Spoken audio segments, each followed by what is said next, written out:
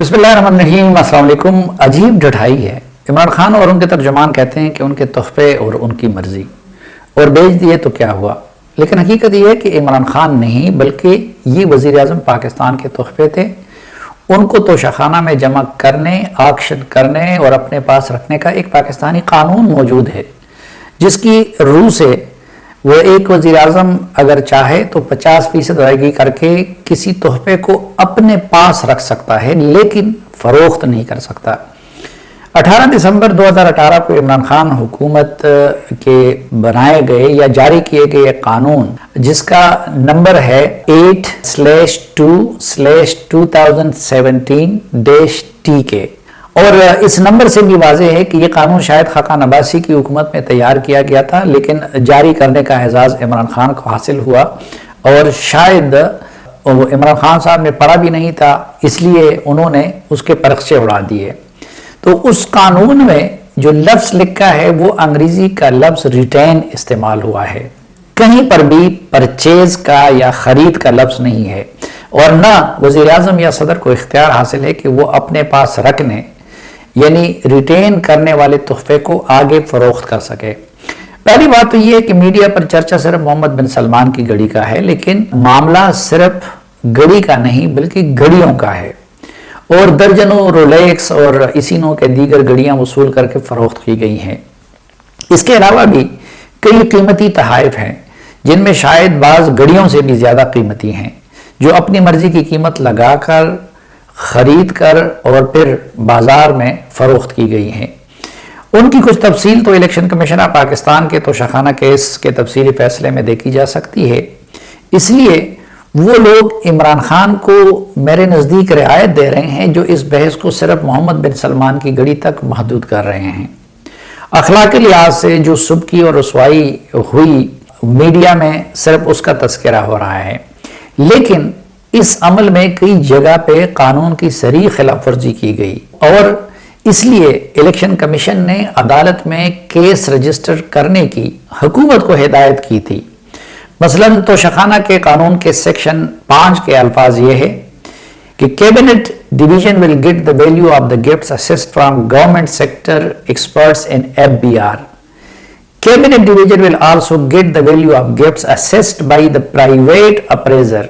borne on its approved panel. یعنی قانون کی روح سے تحفے کی قیمت کا تخمینہ نہ صرف FBR کے متعلقہ سیکٹر کے ماہرین لگائیں گے بلکہ کیبنٹ ڈویژن بیرونی مارکیٹ سے یا باہر کی مارکیٹ سے ماہرین کے ذریعے بھی تخمینہ لگائیں گی، اور اگر دونوں کے تخمینے میں فرق 25% سے زائد ہو تو پھر کیبنٹ سیکرٹری فائنل فیصلہ کریں گے۔ اب جو تحائف عمران خان صاحب نے توشہ خانہ سے لیے ہیں جو سینکڑوں میں ہیں، تو اس کے لیے اس قانون پر عمل درآمد اور پرائیویٹ اپریزر سے تخمینہ لگانے کا کوئی ریکارڈ موجود نہیں، بلکہ شاید خود ہی اپنے سٹاف سے اپنی مرضی کی قیمت مقرر کر لی اور پھر اپنی مرضی سے اپنی مرضی کے لوگوں سے مارکیٹ میں فروخت کرائے، حالانکہ قانون کی روح سے وہ صرف اپنے پاس رکھ سکتے ہیں یعنی ریٹین کر سکتے ہیں، لیکن فروخت نہیں کر سکتے۔ اس قانون کے سیکشن 6 کے شق 1 میں کہا گیا ہے کہ اگر کسی تحفے کی ویلیو 30,000 سے کم ہو تو بغیر کسی قیمت کے وزیر اعظم اسے اپنے پاس رکھ سکتے ہیں یعنی ریٹین کر سکتے ہیں، لیکن یہاں بھی بہت سارے ایسے تحائف ہتھیار لیے گئے ہیں جن کی قیمت 30,000 سے زائد تھی لیکن اس کی ویلیو اس سے کم ظاہر کی گئی۔ اسی قانون کی شق نمبر 7 میں کہا گیا ہے کہ تحفہ ریٹین کرنے والا 4 ماہ کے اندر اندر قیمت ادا کرنے کے بعد ہی تحفہ اپنے پاس ریٹین کر سکے گا یعنی رکھ سکے گا۔ قانون کے جو انگریزی میں ہے اس کے الفاظ یہ ہیں کہ the recipient should collect the gifts after payment of retention price within 4 months. یعنی ایک تو تحفہ حاصل کرنے والا وزیر اعظم تخمینہ رقم کا 50% خود خزانے میں جمع کرے گا، اور دوسرا پہلے ادائیگی کرے گا اور پھر اسے اپنے پاس رکھ سکے گا۔ لیکن یہاں عمران خان صاحب نے تخمینے بھی اپنی مرضی کے لگوائے، پھر قانون کی دوسری خلاف ورزی یہ کی کہ 50% کی بجائے پرانے قانون کے مطابق صرف 20% ادائیگی کی، اور تیسری خلاف ورزی یہ کی کہ خزانے میں ادائیگی اپنے اکاؤنٹ سے نہیں کی بلکہ وہ ادائیگی دوسرے لوگوں نے کی، لیکن پھر مارکیٹ پہ فروخت سے جو رقم ملی ہے اس کا ایک حصہ عمران خان صاحب نے اپنے اکاؤنٹ میں جمع کرایا ہے۔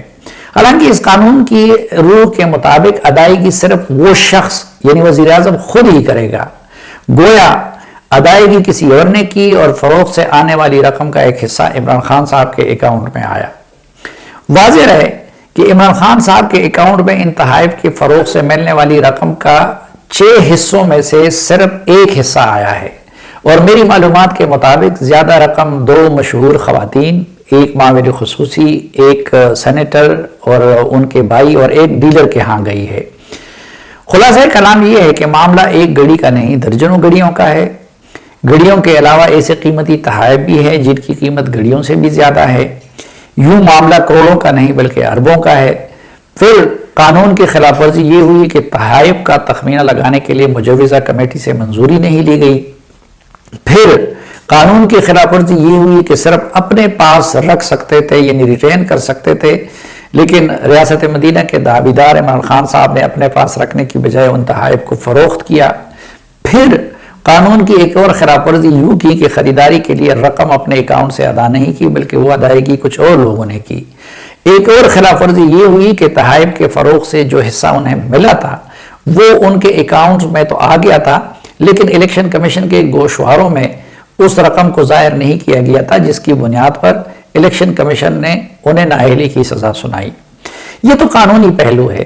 لیکن حقیقت یہ ہے کہ سفارتی محاذ پر اس سے پاکستان کی بڑی سبکی ہوئی۔ جب محمد بن سلمان اور دیگر سربراہانی حکومت نے اپنے دیے گئے تحائف کو بازاروں میں بکتا دیکھا ہوگا تو نہ جانے ان کے ذہنوں میں پاکستان کا امیج کتنا خراب ہوا ہوگا۔ محمد بن سلمان کے تحفے میں اضافی ضلالت تو یہ تھی کہ اس کے اندر مسلمانوں کے سب سے مقدس مقام اور اللہ کے گھر کا ماڈل بنا ہوا تھا، لیکن ریاست مدینہ کے دعویدار اسے بھی مارکیٹ میں فروخت کرتے ہوئے نہیں شرمائے۔ میری تو ذاتی رائے یہ ہے کہ کسی بھی حکمران کو یہ تحائف اپنے پاس رکھنے کی اجازت نہیں ہونی چاہیے اور موجودہ قانون کو بدل دینا چاہیے، کیونکہ یہ تحائف اس شخص کو نہیں بلکہ پاکستان کے سربراہ مملکت یا سربراہ حکومت کو ملتے ہیں۔ اب اگر شہباز شریف کو تحفے ملے ہیں تو وہ انہیں بطور میاں شہباز شریف نہیں بلکہ بطور وزیر اعظم پاکستان ملے ہیں۔ علاوہ ازیں یہ معاملہ یک طرفہ نہیں ہوتا بلکہ ہمارے حکمران بھی اپنے ساتھ تحائف لے جاتے ہیں، اور جب مہمان ادھر آتے ہیں تو بھی ان کو جوابی تحائف دیتے ہیں، اور ان میں کوئی بھی